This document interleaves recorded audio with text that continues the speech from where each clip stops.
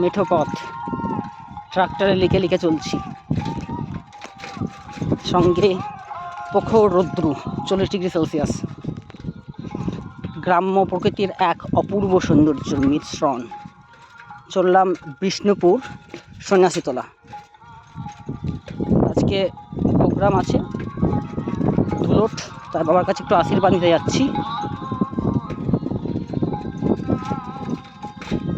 এই যে এক জেঠু আসছে সাইকেল নিয়ে লিখে লিখে।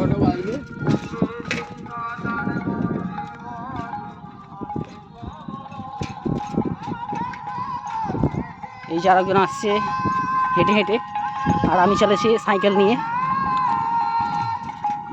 গরম কেমন গো?